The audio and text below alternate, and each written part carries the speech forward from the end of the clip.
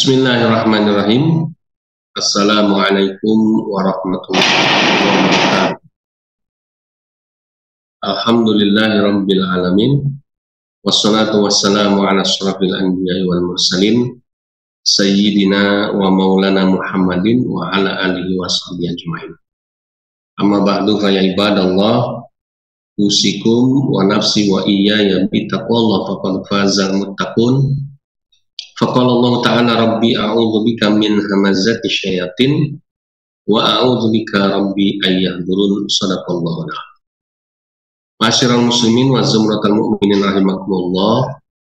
Alhamdulillah, kita panjatkan puja dan puji syukur hanya kehadirat Allah Subhanahu wa taala yang telah mencurahkan banyak sekali kenikmatan kehidupan dan lain sebagainya dalam diri kita, sehingga kita sampai dengan malam hari ini masih bisa berkumpul dengan keluarga kita, masih bisa berkumpul dengan andai taulan sahabat, dan yang terpenting adalah alhamdulillah malam hari ini kita masih bisa bermuhajahah walaupun hanya lewat media online di channel kesayangan kita, di channel Laboratorium Sains Kristologi Pondok Pesantren Al-Hadid.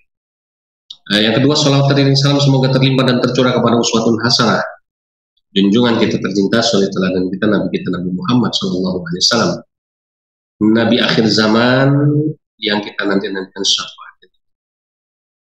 Apabila yang dimuliakan oleh Allah Subhanahu wa taala, sebelum kita mulai, mari sama-sama kita awali dengan melafadzkan kalimat basmalah bersama-sama. Bismillahirrahmanirrahim. Semoga Allah Subhanahu wa taala membimbing dan juga mencurahkan hidayahnya dan juga ampunannya atas kita semua yang pada malam hari ini masih tetap eksis, ya, masih tetap istiqomah dalam keislaman kita. Baik, tema kita malam hari ini adalah tiada Tuhan selain Tuhan. Ya, emang benar ya, mau siapa lagi? Karena nggak mungkin tiada Tuhan selain Tuhan, kemudian Tuhannya itu ya, hantu kan gitu. Jadi tiada Tuhan selain Tuhan. Cuma permasalahannya Tuhannya ini siapa kan gitu. Ini yang nanti akan kita coba dalami.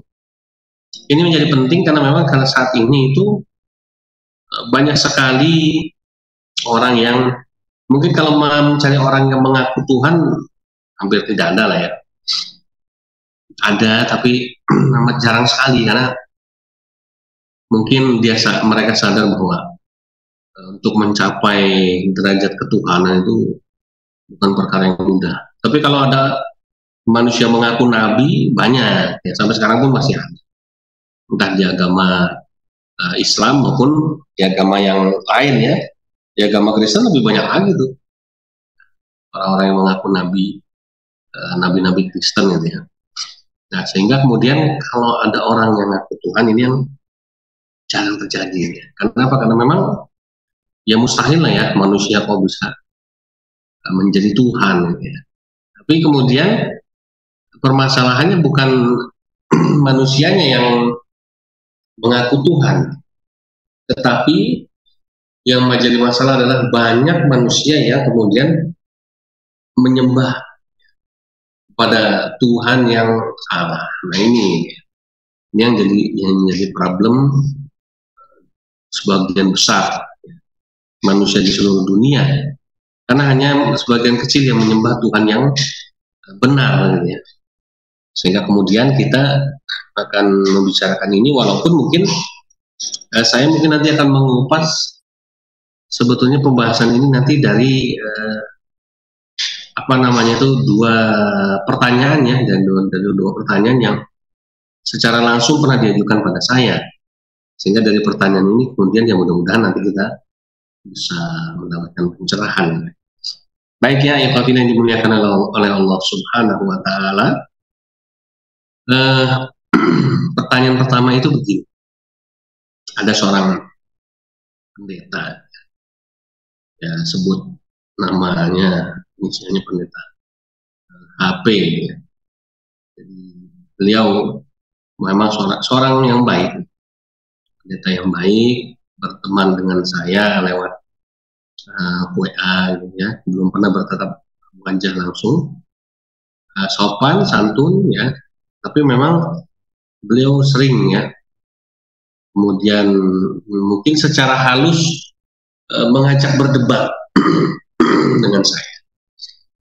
Tapi kemudian saya sesuai dengan prinsip saya tidak akan mau berdebat dengan siapapun ya di luar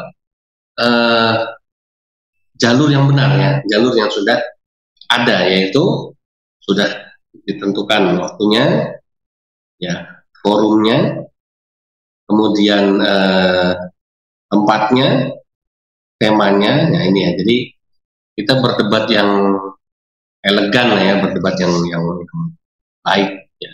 Jadi tidak dengan WA. Kalau dengan WA itu kadang mungkin ya kita lagi pusing, ya, mikirin utang, mikirin ada masalah ya di pekerjaan kita, ada masalah dengan istri kita, malah ya dikasih pertanyaan yang kemudian akhirnya terbawa kondisi psikis kita ya, jadi emosi kan?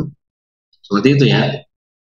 Sehingga tidak sedikit yang orang yang berdebat hanya via WA itu ya ujung-ujungnya cuma akhirnya saling benci ya, akhirnya kemudian saling menyakiti ya, akhirnya kemudian saling ya seperti itu ya, kemudian akhirnya saling olok-olok ya.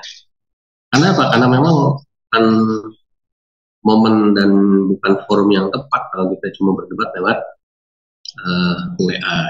Sehingga kemudian saya selalu menyarankan kalau mau berdebat ya memang di forum yang sudah ditentukan.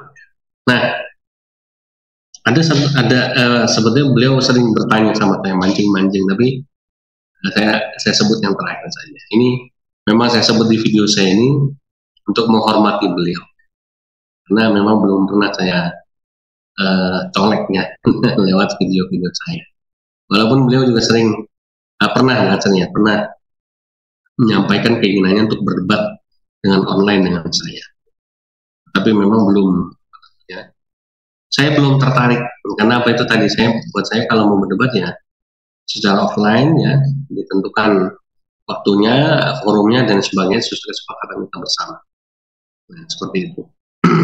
Nah, jadi beliau bertanya begini, kenapa sih orang Islam intinya tidak mau percaya bahwa Tuhan yang Maha Kuasa itu adalah Tuhan Yesus Kristus? Nah, pertanyaan ini. Kemudian kebetulan pertanyaan ini diajukan kepada saya. Saya nggak tahu apakah pernah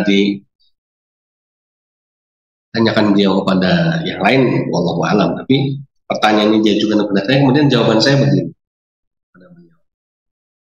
Saya bilang, nah itulah hebatnya Pak Pendeta dan orang-orang Kristen ya, yang sampai hari ini masih mau mempercaya dan beriman kepada Yesus sebagai Tuhan, dan saya salut itu jawaban saya. Nah, akhirnya kemudian berakhir dengan saling membalas lewat emoticon. Artinya apa? Artinya ya debat itu tidak mungkin akan berlanjut kalau lewat WA. Jadi itu. Cuma begini ya, saya barangkali bahas sedikit.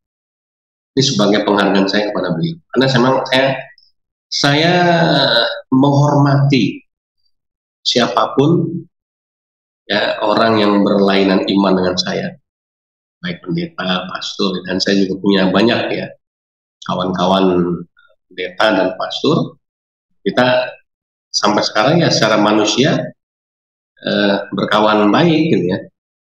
Bahkan ada satu teman pendeta saya yang orangnya itu saya nilai tulus ya.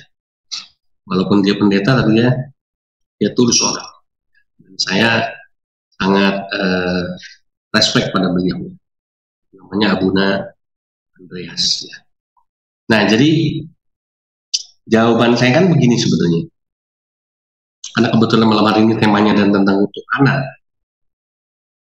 saya menyampaikan jawaban itu bukan jawaban menyindir, bukan jawaban yang serta-merta kemudian menyinggung atau merendahkan, tidak.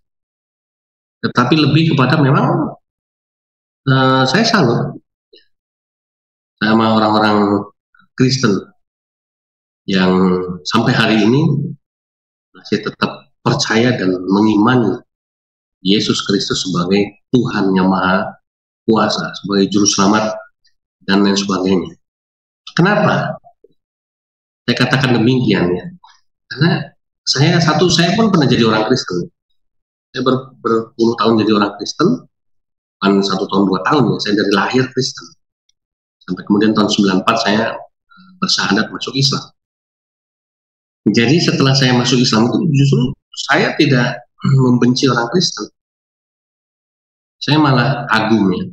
Kenapa? Karena memang untuk bisa sampai sekarang ini, untuk bisa bertahan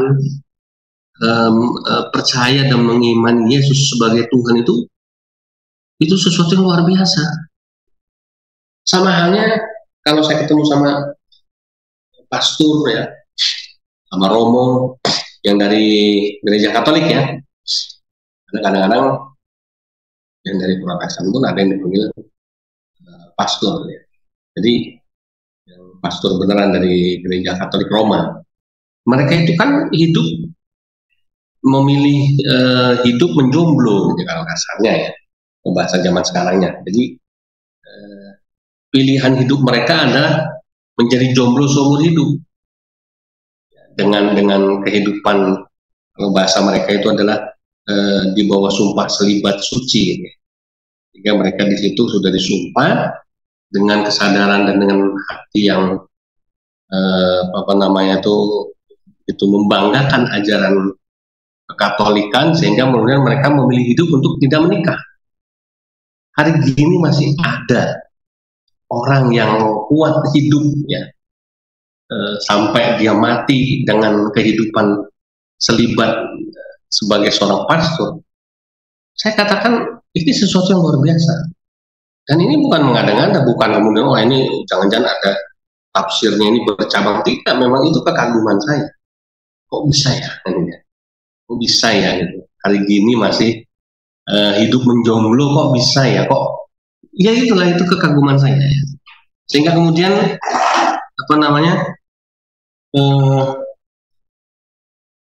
kalau ada sampai saat ini saudara-saudara Kristen saya yang masih percaya bahwa Yesus itu adalah Tuhan yang Maha Kuasa, itu pun sama, saya menaruh rasa kagum yang luar biasa ini.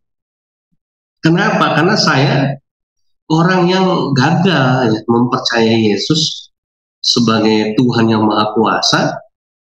Kenapa? Karena saya pada akhirnya kemudian pindah menyembah Tuhan yang lain, yaitu Allah Subhanahu wa Ta'ala. Kenapa? Karena akhirnya saya berpikir saya tidak bisa, akal saya mencerna bagaimana kok saya bisa menyembah manusia yang kemudian menjadi Tuhan, atau Tuhan yang kemudian menjelma menjadi manusia gitu. Ini kan Tuhan menyembah jadi manusia, menjelma menjadi manusia bernama Yesus Kristus. Kemudian setelah mati di kayu salib, dia kembali lagi jadi Tuhan. Buat saya pribadi ya, saya gagal paham. Sehingga kegagalan paham saya ini menuntut saya mencari Tuhan yang pas dengan asupan akal sehat saya. Temulah dalam Islam ini. Kenapa? Karena dalam Islam ini, buat saya Tuhan orang Islam ini tidak debatable. Tuhan yang tidak pernah ya, diperdebatkan ketuhanannya. Yang namanya Allah Subhanahu wa Ta'ala itu ya, adalah sosok Tuhan ya, zat yang tidak pernah diperdebatkan oleh semua kaum muslimin di seluruh dunia. Bahkan mohon maaf, orang Kristen pun banyak sebagian besar yang menaruh respect kepada Allah Subhanahu wa Ta'ala, Tuhannya orang Islam. Kenapa? Karena jarang dari mereka yang kemudian mengolok-olok. Sebab apa? Sebab apa yang mau diolok-olok? Karena memang zat yang bernama Allah Subhanahu wa Ta'ala disembah sebagai Tuhan oleh saya dan umat Islam di seluruh dunia ini, itu bebas dari cacat logika, gitu ya. Yang kemudian akhirnya yang banyak diolok-olok itu adalah Nabi kita Muhammad SAW. Kenapa? Karena Nabi Muhammad itu hanyalah manusia biasa, ya, yang juga dianggap ya bisa dicari kelemahan atau kekurangannya atau cacatnya. Kemudian perdebatan tentang Islam Kristen itu banyak yang bermuara atau banyak yang tertuju kepada sosok Nabi dan Rasulnya umat Islam yang bernama Nabi kita Muhammad Shallallahu Alaihi Wasallam ini. Antara lain ya, tuduhan bahwa Nabi Muhammad itu adalah teroris, ya, Nabi Muhammad ini adalah tukang kawin, ya, tidak menghormati wanita lah. Nabi Muhammad ini adalah tukang bohong, penipu. Kenapa? Karena Al-Quran itu adalah sebetulnya karangan Muhammad dan lain sebagainya itu. Tetapi kemudian kalau misalnya ejekan itu tertuju kepada Allah Subhanahu wa Ta'ala, hampir jarang. Ya, kenapa itu tadi? Karena memang apa yang mau dicari lemahnya Allah, Tuhannya orang Islam. Nah, makanya ketika saya ditanya oleh beliau, Pak Pendeta ini ya, Pak Pendeta HP ini, kenapa orang Islam tidak mempercayai Yesus sebagai Tuhan yang Maha Kuasa? Ya, maka jawaban saya, ya saya bilang, itulah yang menjadikan saya kagum pada Pak Pendeta dan seluruh orang Kristen, bahwa sampai hari ini ya masih mempercayai dan masih beriman kepada Yesus Kristus sebagai Tuhan yang Maha Kuasa, dan saya salut itu. Itu adalah pernyataan tulus dari saya. Dan kekaguman saya sama seperti tadi contohnya, saya kagum dengan para pastor yang hidup selibat sampai sekarang, yang menjomblo sampai sekarang. Saya kagum, kenapa? Kok masih ada ya yang kuat, yang bisa hidup tanpa menikah, itu kan luar biasa ini, luar biasa. Nah, baik, itu yang pertama. Yang kedua, saya juga pernah tanya pertanyaan dari orang Kristen itu kurang lebih seperti ini. Pertanyaannya itu saya lupa berapa, agak lama. Kalau yang pertanyaan pertama tadi itu belum lama. Di pertanyaannya itu begini, sebentar saya coba ingat redaksinya ya, biar tidak itu kurang lebih masih utuh gitu ya, paling tidak 80%. Pertanyaan sudah agak lama juga. Coba sebentar ya, sambil saya mengingat redaksi utuhnya, saya mau teruskan dulu sedikit tadi ya. Jadi tema kita tiada Tuhan selain Tuhan ini maksudnya begini, bahwa kami umat Islam itu ketika membahas ketuhanan itu sudah final. Kenapa? Karena ajaran ketuhanan kami itu rangkum dalam satu kalimat tauhid yang berbunyi la ilaha illallah, tidak ada Tuhan selain Allah.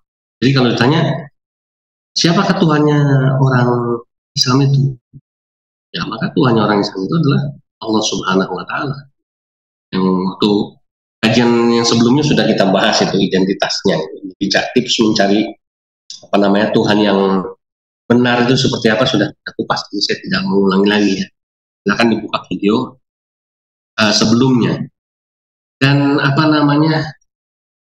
ketika saya mengimani Tuhan ini di awal-awal, saya pun sering mengajukan tes ya. teksnya tuh begini, saya kan tentu tidak mau ya sembarangan menyembah Tuhan. Jangan sampai saya udah meninggalkan Tuhan Yesus Kristus saya, kemudian karena itu tadi saya ingin mencari Tuhan yang bisa memenuhi apa namanya itu kemauan logika berpikir saya, kemudian akhirnya saya nggak dapat, kan juga nggak mau gitu ya. Misalnya gini, saya khawatir waktu awal-awal kalau Allah ini Tuhan yang tidak Allah yang Tuhan yang tidak datang, sehingga kemudian kalau wujudnya aja kita nggak bisa lihat, bagaimana saya bisa yakin kalau Tuhan ini yang namanya Allah ini ada gitu ya, kan begitu ya. Sementara waktu Kristen dulu kan Tuhan saya bisa kelihatan. Nah, Yesus Kristus itu, Tuhan Yesus itu kan ada fotonya, misalnya. Ada gambarnya, ada fotonya, ada visualisasinya lah. Terlepas dari atau tidak kontroversi itu ya, saya tidak bahas. Nah, kemudian bisa ketemu juga sama Tuhan dalam mimpi, ya. Bisa Tuhan juga bisa hadir dalam kehidupan saya lewat visi ataupun lewat apa namanya itu sesuatu yang antara mimpi dan nyata begitu ya. Dia bisa hadir ya, dia bisa berbicara dengan saya lewat bantuan Roh Kudus. Nah itu seperti itu. Nah kemudian setelah jadi Islam ini semua itu berbeda, tidak bisa begitu. Ya, Allah itu tidak mungkin kita jumpai dalam mimpi. Allah itu tidak ada wujudnya, tidak ada gambar. Jangan kan Allah, Nabi Muhammad aja nggak ada fotonya, tidak ada gambarnya, tidak ada patungnya. Kenapa? Karena memang Islam itu adalah agama yang tidak membutuhkan alat penyembahan. Sehingga kemudian ketika awal saya jadi Islam, saya agak khawatir juga. Ya, betul nggak bisa? Saya gimana caranya saya bisa merasakan Allah itu ada gitu. Nah, yang aneh ini ya, justru saya bisa merasakan kehadiran Allah itu dalam kesulitan yang saya hadapi di awal saya masuk Islam. Jujur ya, ketika awal saya jadi Islam itu ujian itu bertubi-tubi, luar biasa. Ya, ujian yang saya maksud di sini itu bukan cuma ujian ekonomi saja. Ekonomi itu sudah pasti drastis ya kehidupan saya ketika dulu masih jadi Kristen dengan setelah jadi Islam ya. Bukan karena wah kalau di Kristen kasih fasilitas mewah, enggak. Karena begini logika berpikir ya kan, papa saya waktu itu dulunya pendeta, dia dapat pemasukan dari gereja. Kemudian mama saya penginjil, berpuluh tahun kita mengabdikan diri sebagai apa namanya itu penginjil, dan papa saya sebagai pendeta. Kemudian masuk Islam. Pertanyaannya, pekerjaan apa yang bisa menggantikan papa saya sebagai pendeta dulu, mama saya sebagai penginjil dulu, dan saya sebagai penginjil juga dulu. Kira-kira pekerjaan apa di Islam yang bisa menggantikan posisi itu? Mungkin antum semua ada yang berkomentar, jadi ustadz itu kan nggak gampang. Ya, gimana mau jadi ustadz masuk Islam, baca Qurannya belum bisa, bacaan sholat aja belum hafal, ngapalin gerakannya aja lama, boro-boro jadi ustadz nih. Ya, jadi nggak mudah gitu ya di awal jadi Islam itu. Otomatis ujian ekonomi itu ujian pertama yang harus kita hadapi. Jadi yang saya dulu hafal itu ayat-ayat Alkitab, nggak mungkin kemudian saya tiba-tiba jadi ustadz, kemudian saya menghafal ayat-ayat Al-Quran, baca aja belum bisa, belum hafal. Sehingga kemudian ini menjadi apa namanya itu menjadi ujian pertama. Otomatis ekonomi kita jatuh. Kita harus ngontrak rumah nggak bisa bayar, sekolah harus bayar yang nggak punya uang.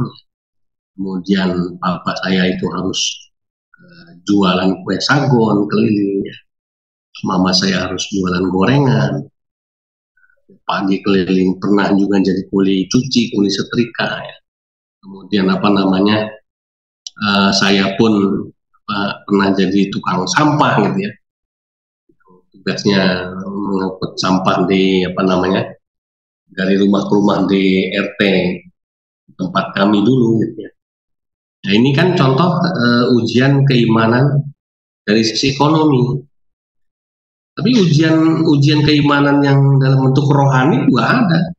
Misalnya contoh saya ngaji itu sama mama saya itu diusir.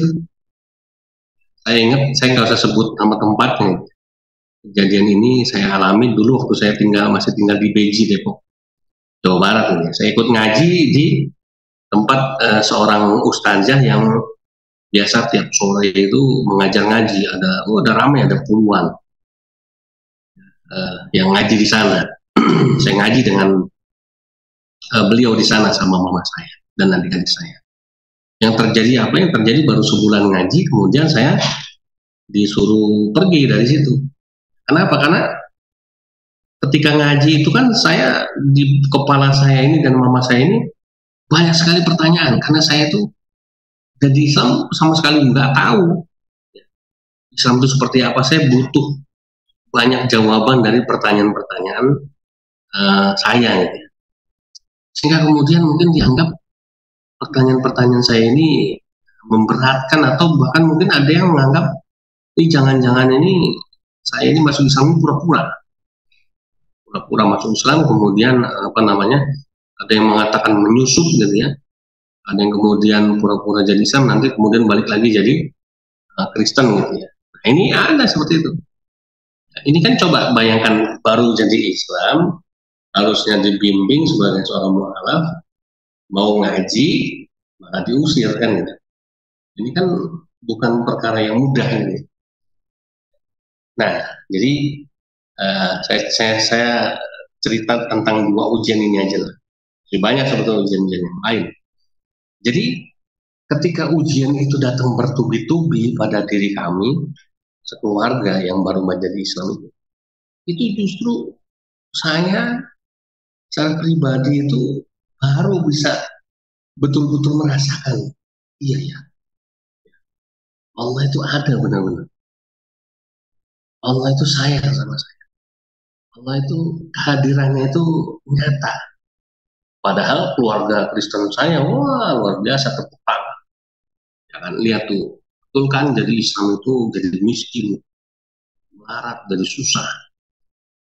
Dia jadi Islam sendiri, orang-orang Islam nggak ada yang nerima dia, gitu ya. Malah diusir, gitu ya. Diremehin, kata-katain, biasa, itu memang terjadi.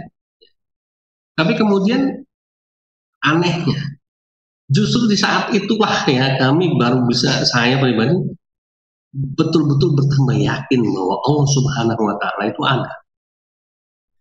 Dan ini Tuhan yang hebat. Dia tidak perlu bisa dilihat oleh manusia. Kenapa? Karena kalau manusia bisa melihat Tuhan, nanti ngelunjak, kurang ajar. Jangan bisa-bisa jadi dia ngaku asisten Tuhan. Bisa jadi dia ngaku saya ini adalah utusan Tuhan. Songong, manusia kan begitu sifatnya. Kadang-kadang udah jauh-jauh baru bisa baca ayat aja dia udah sombong ya. Dia bisa mengkafirkan orang, dia bisa menjual surga dengan menjual ayat-ayat Tuhan dengan apa namanya itu, hafalan ayat yang dia punya. Saya baru dapat bisikan dari Roh Kudus, ya, tolong transfer uang ke rekening saya, kan begitu.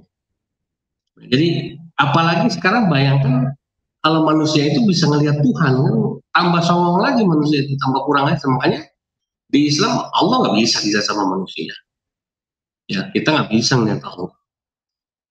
Sehingga kemudian disitulah bagaimana Islam ini memurnikan ajaran tentang ketuhanan, ajaran tauhid.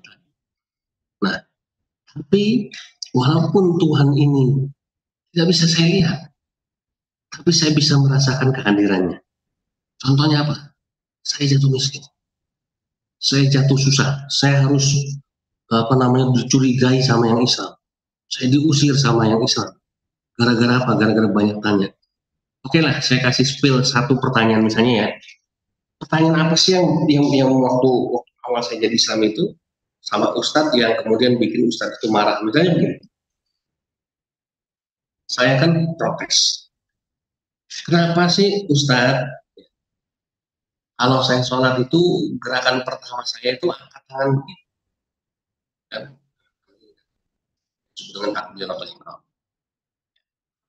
Saya bilang bahwa orang yang angkat tangan begini kan tandanya menyerah.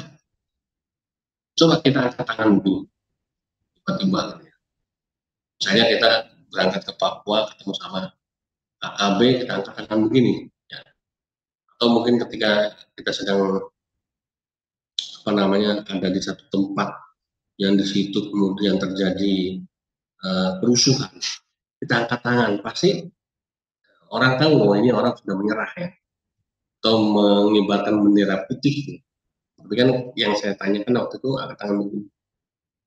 Padahal saya jadi Islam itu bukan untuk menyerah. Saya jadi Islam ini mau berjuang. Kenapa kok simbol pertama kali orang sholat itu adalah mengangkat tangan seperti itu? Nah, jadi pertanyaan saya contoh yang seperti ini kan kemudian akhirnya membuat geram. Kok nggak ada orang Islam yang nanya begini gitu ya. Yang Islam dari lahir nggak ada yang nanya begini gitu. Nah, akhirnya kemudian saya mendapatkan pengusiran gitu ya.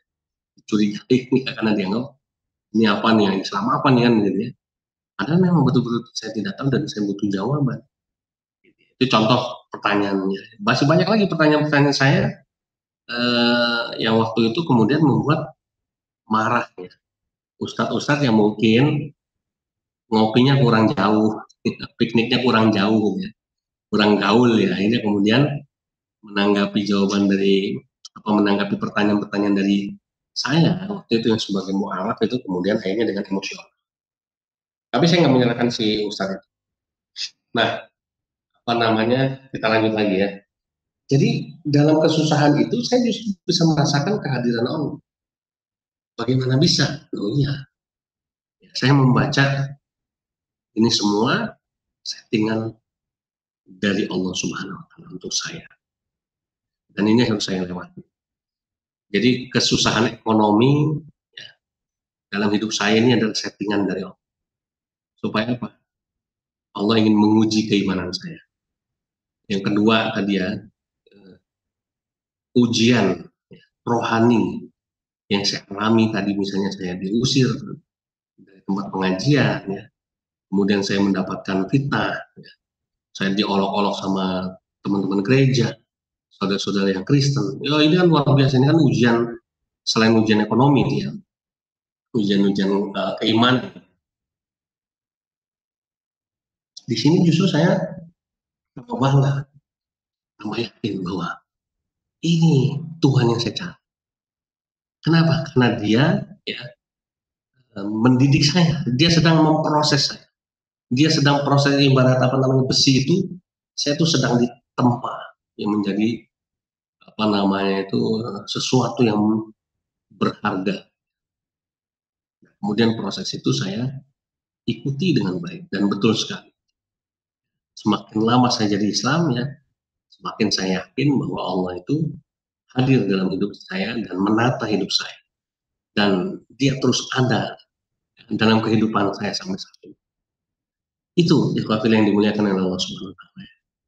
Sehingga kemudian kalau saat ini ya saya berbicara seperti ini, bukan saya bermaksud kemudian, kalau begitu wahai yang Kristen tinggalkan ya, Tuhan Anda, pindahlah ke Tuhan yang orang Islam. Enggak. Kenapa? Semua itu hidayah dari Allah Subhanahu wa Ta'ala. Tidak bisa dipengaruhi oleh siapapun. Saya pun jadi Islam bukan karena dipengaruhi oleh papa saya atau siapapun. Ya saya masuk Islam karena memang murni saya mencari dan Allah memberikan hidayah itu pada saya. Nah, kembali ke pertanyaan yang kedua tadi ya. Itu nggak apa-apa, udah 30 menit tapi nggak apa-apa lah ya. Jadi ada seorang mu'alaf ya, yang dia dulunya Kristen yang sangat taat gitu ya, yang kemudian datang pada saya dalam keadaan yang sangat memprihatinkan. Dia nangis, dia menderita, dia kesakitan, dia susah, keadaan lumpuh, stroke ya, kemudian apa namanya, jatuh miskin, kemudian ditinggal oleh anak istrinya. Wah, luar biasa. Saya pun apa namanya, cukup bersimpati melihat keadaan si mualaf ini. Kemudian dia datang pada saya. Saya pikir dia ini seperti mualaf yang lain. Saya ini kan udah ketemu dengan ribuan mualaf, dengan ratusan, dan rata-rata semuanya mengeluh. Mengeluhnya itu apa? Mengeluh, Allah Ustaz, kenapa saya udah jadi Islam, malah saya jadi susah, saya jadi miskin, saya jadi susah kemana-mana, saya menderita. Serba isinya keluhan semua. Seolah-olah membandingkan kehidupan dia yang lama dengan kehidupan dia sekarang. Yang kadang-kadang mohon maaf, banyak juga bohongnya, yang ngakuannya dulu gajinya ratusan juta, padahal dulunya juga tetap kere, ya. Sampai jadi Islam ya, akhirnya semakin kere. Kenapa? Karena masuk Islam landasannya kenapa? Karena masuk Islam itu kadang-kadang testimoninya itu didasari pada kebohongan, ya. Karena apa namanya itu mencari materi, ya. Ini tapi oknum lah ya, oknum lah. Tidak semuanya seperti itu, tapi banyak yang seperti itu. Makanya saya sedih lihat mualaf-mualaf model begini. Nah, saya pikir si mualaf ini pun akan sama seperti yang lain gitu yang saya temui. Tapi kemudian luar biasa. Dia bilang, menurut Ustadz, apakah saya ini menderita? Saya bilang iya. Ya, apakah saya sedih? Iya. Apakah menurut Ustadz saya ini apa namanya itu saat ini kecewa dengan kondisi saya? Saya mulai ragu untuk menjawabnya. Akhirnya saya bilang, coba Bapak yang cerita sama saya, bagaimana keadaan Bapak yang sudah. Dia cerita, saat wajah saya mungkin kelihatan menderita, mungkin kelihatan saya sangat sakit, mungkin saya kelihatan kecewa, tapi sesungguhnya itu semua tidak benar. Saya ini kelihatan menderita, sakit, kelihatan kecewa itu karena memang kondisi fisik saya yang lemah. Dalam kondisi sakit stroke, ya kan, kemudian kondisi saya memang tidak punya penghasilan apa-apa, kemudian kondisi saya juga saat ini melihat banyak kekecewaan yang saya dapatkan, baik dari istri anak saya sendiri, dari keluarga saya, dari teman-teman Kristen saya, bahkan di kalangan saudara-saudara Muslim saya pun saya banyak dikecewakan. Tapi itu semua barangkali kondisi fisik saya yang tidak bisa saya sembunyikan sebagai manusia yang lemah. Tapi kalau Ustadz mau lihat bagaimana kondisi rohani saya, maka inilah yang mau saya ceritakan. Wah, ini saya keren juga ya. Keren, saya belum pernah dapat pengalaman begini. Akhirnya saya tertarik. Oke, kalau begitu lanjutkan, Mbak. Bagaimana kondisi rohani Bapak yang sesungguhnya? Dia cerita, Ustadz, saya sesungguhnya dalam kondisi sehat, segar bugar, waras. Saya kaget juga, dan dia stroke. Dan saya saat ini dalam kondisi bahagia, puas. Batin saya itu dipenuhi dengan sukacita. Ada bahasa Kristennya ya. Sehingga kalau nanti saya mati, Ustaz nanti bisa lihat, saya pasti tersenyum bahagia. Tidak seperti sekarang. Ini karena itu tadi secara fisik saya sakit. Tidak ada orang yang sakit yang bisa menyembunyikan rasa sakitnya dari wajahnya. Saya kecewa, tidak ada orang yang dikecewakan itu bisa menyembunyikan kekecewaannya dari raut wajahnya. Saya jatuh miskin, tidak ada orang yang miskin itu yang bisa menyembunyikan kemiskinan dari wajahnya. Benar juga ya. Muka orang miskin sama muka orang kaya kita bisa bedain gitu ya. Yang kaya glowing, yang bisa beli sabun mandi yang mahal, sementara yang miskin mandinya mungkin nggak pakai sabun, yang boro-boro beli sabun, gitu ya. Kayak gosok mungkin gitu. Sehingga kemudian, oke, saya percaya deh sama Bapak. Saya husnuzon, saya percaya sama Bapak. Tapi kemudian apa sih untungnya? Bapak ceritakan itu ke saya.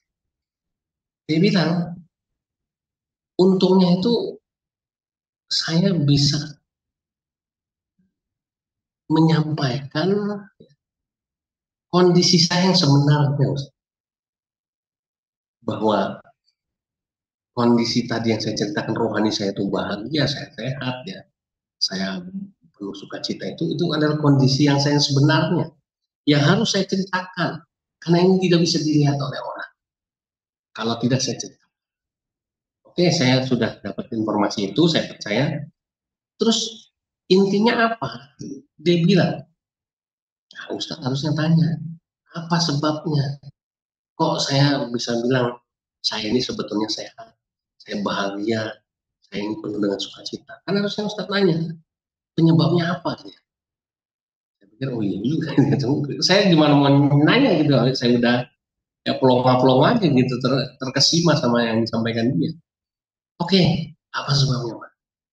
Dia cerita, sebabnya Ustaz, karena satu, saya sudah menjadi muslim. Yang kedua, saya merasa Allah itu tidak pernah meninggalkan saya. Saya merasa Allah itu selalu hadir buat saya. Ini saya bingung. Gimana ya, apa namanya itu bisa menerima ya, konsep secara fisik dia sakit, menderita ya, raut wajahnya juga penuh dengan kesulitan, kesusahan. Tapi kemudian dia bilang sebetulnya dia bahagia, sehat, penuh sukacita karena Allah ada buat dia. Terus gimana menyambungkan logikanya Pak? Dia bilang begini sama saya, kalau orang melihat saya itu sakit, kecewa, penuh dengan kesusahan, ya biarkan saja. Memang itu yang mereka lihat. Tapi saya perlu menyampaikan kondisi saya yang sebenarnya kepada siapapun yang saya temui. Keadaan saya tidak seperti yang terlihat. Yang kedua, saya sampaikan bahwa penyebab saya seperti ini, ya kondisi saya sebenarnya tadi adalah karena saya satu jadi Islam, yang kedua saya bangga, ya, saya merasa Allah itu tidak pernah meninggalkan saya.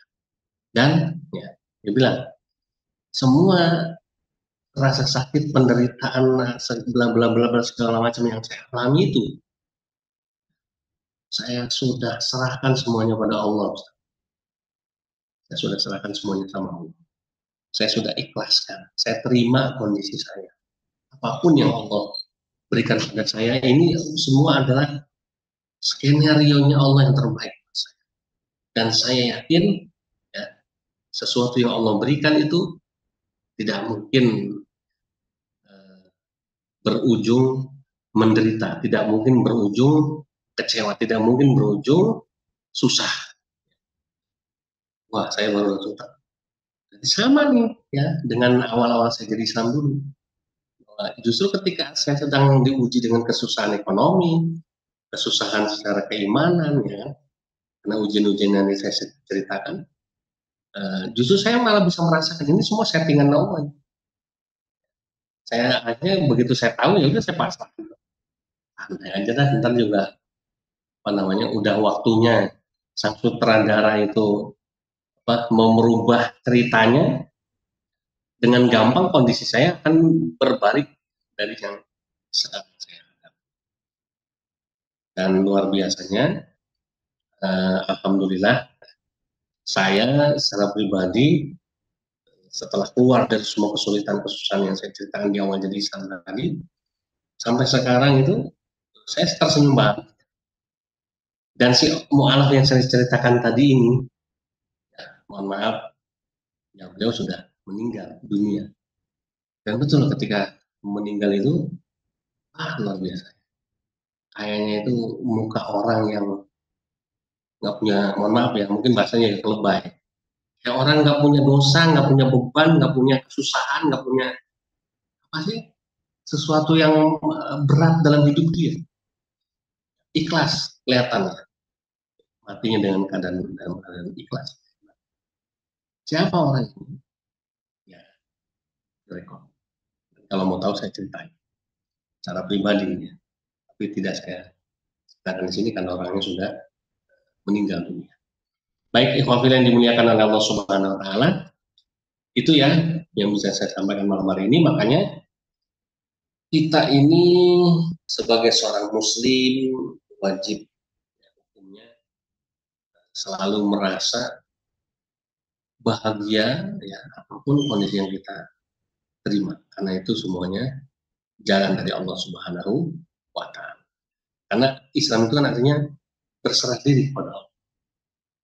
Kalau udah berserah diri kepada Allah, ya sudah, ikuti saja bagaimana apa kehendak dari Allah Subhanahu wa taala untuk kita. Insyaallah tidak akan kecewa ini. Kalau ayatnya itu di Al-Qur'annya surat Al-Baqarah ayat berapa? 212 kalau salah. Kan asa an tuhibbu syai'an wa huwa syarrul lakum wa asa an takrahu syai'an wa huwa syarrul. Wallahu a'lam wa antum. Bisa jadi kalau kamu itu menyukai sesuatu, tapi ternyata menurut Allah itu buruk buat kamu. Tapi bisa jadi ketika kamu itu membenci atau tidak suka sesuatu, ternyata sesuatu itu baik buat kamu menurut Allah. Wallahu a'lamu wa antum la ta'lamun. Kenapa? Karena Allah itu lebih tahu dari kamu dan kamu nggak tahu apa-apa. Inilah yang menjadi patokan kita bahwa dalam hidup sudah ya, nggak usah banyak menggerutu, nggak usah banyak ngedumel, nggak usah banyak apa namanya kecewa. Ya sudah, ini memang sudah bagian dari ujian yang harus kita terima, yang harus kita lalui, sehingga bagaimana caranya di tengah kesulitan yang kita hadapi saat ini, justru kita bisa merasakan kehadiran Allah dan kita bisa lebih dekat dengan Allah SWT. Ketimbang ketika nanti dalam keadaan yang senang, kalau udah senang udah lupa lagi, ya nggak ingat lagi sama Allah. Bahkan mungkin tidak bisa merasakan kehadiran Allah Subhanahu wa taala dalam hidupnya. Baik, itu saja ya yang bisa saya sampaikan. Sudah overtime ya, tapi nggak apa-apa karena memang menceritakan kisah seperti ini menjadi sesuatu yang asik dan menarik yang mudah-mudahan bermanfaat buat kita semua. Jazakumullah khairan katsiran wa minkum. Subhanakallahumma rabbana wa bihamdika asyhadu an la ilaha illa anta astaghfiruka wa atubu ilaik. Billahi taufiq wal hidayah. Wassalamualaikum warahmatullahi wabarakatuh.